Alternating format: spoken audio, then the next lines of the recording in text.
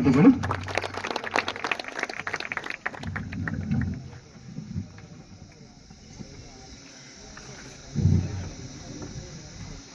ಚಾಮರಾಜನಗರದ ವಿದ್ಯಾರ್ಥಿಗಳಿಗೆ ತುಂಬ ಹೃದಯದ ಧನ್ಯವಾದಗಳು.